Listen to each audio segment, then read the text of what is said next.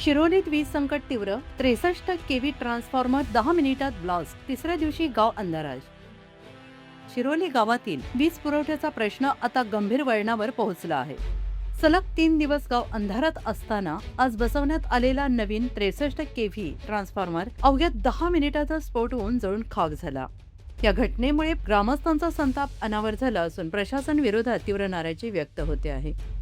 गेल्या 2 दिवसांपासून शिरोली गावात वीज पुरवठा पूर्णपणे खंडित झाला आहे. वाढती लोकसंख्या आणि वाढलेला वीज वापर लक्षात घेता गावाला किमान 200 केव्ही क्षमतेच्या ट्रान्सफॉर्मरची गरज आहे. मात्र वारंवार केवळ 63 केव्ही क्षमतेचा डीपी बसवण्यात येत असल्याने ओव्हरलोडमुळे यंत्रणा निकामी होते आहे.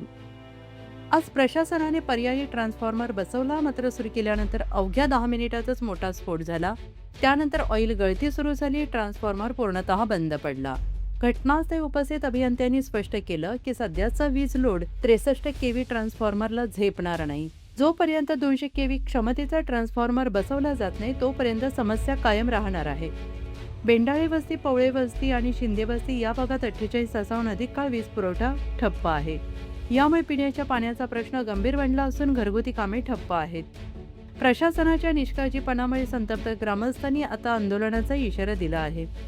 तातडीनं योग्य क्षमतेचा ट्रान्सफॉर्मर बसवून वीज पुरवठा सुरळीत केला नाही तर आंदोलन तीव्र छेडलं जाईल असा इशारा ग्रामस्थांनी दिला आहे.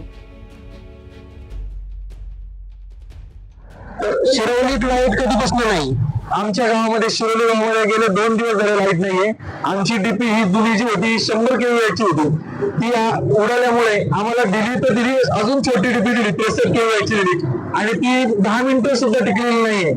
10 मिनिटं आमची लाईट गेली. आम्हाला 2 दिवस झाले आमच्या फोनला चार्जिंग नाहीये. आमचे व्यवसाय ठप्प पडलेत. लोकांना पाणी प्यायला नाहीये. शेतीची खूप मोठी नुकसान झालेली आहे. इथे लोक अक्षरशः वैतागलेली आहेत. काय करायचं?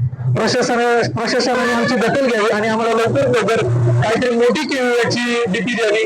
जास्तीत जास्त 200 केव्हीची आम्हाला दिली की आम्हाला गरज भागणार नाही परत केव्हा. प्रशासनाने जे आता डीपी आणून दिली होती ती कमी याची होती. ती कमी याची होती. आमची जी जुनी होती ती 100 केव्हीची होती आणि आता त्यांनी आम्हाला 63 दिली. म्हणजे पहिली 100ची असून नंतर नंतर आम्हाला 63ची दिली त्यांनी आणि ती फक्त 10 मिनिटं चालली आज. आता तुमचं प्रशासनाला काय म्हणणं काय? आमचं प्रशासनाला म्हणणं आहे की आम्हाला जास्तीत जास्त त्यांनी मोठी केव्हीची दिली. साधारणतः 200 केव्हीची जर दिली तर आम्हाला आमच्या गावाला, आमच्या वस्तीला काही प्रॉब्लेम येणार नाही. कमीत कमी 5 वर्ष तरी त्याचा काही प्रॉब्लेम येणार नाही असं आमचं म्हणणं आहे. शिरोली गावामध्ये 2 दिवस लाईट नाहीये. त्याच्या वायरमॅनला, लाईटमॅनला फोन केले, सगळ्यांना फोन केले 2 दिवसापासून. काल दिवसभर लाईट नाही, काल रात्री लाईट नाही. काल फोन केले त्यांना आम्हाला अक्कल शिकवू नका, आमचा आम्ही बघू काय करायचं, उलटी पालटी उत्तर देतात. आता माहिती टीपी स्फोट कसा झालाय. 2 दिवसापासून आजारात आम्ही गरमीचे दिवस आजारीपणा, बारीक पोरं आजारीपणा लागली, सगळ्यांना फ्री व्हायला लागलेली आहे. तरी कोणी शेतकरी कोणता काल उरणकरला फोन केला मी, उरणकर साहेबाला फोन केला की बाबा ही 8 दिवसात टिपी टिकत नाही. इथे कमी हॉस्पॉलची टिपी आहे का लाईट लोड जास्त आहे काय जास्त आहे काही आयडिया नाही.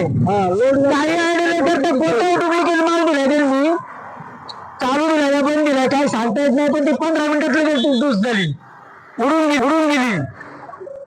महाराष्ट्रातील ताज्या घडामोडी पाहण्यासाठी आजच आपल्या न्यूज 15 मराठी या चॅनलला यूट्यूबवर सबस्क्राईब करा. तसेच इंस्टाग्राम आणि ट्विटरवर फॉलो करायला विसरू नका. न्यूज 15 मराठी, आवाज जनसामान्यांचा.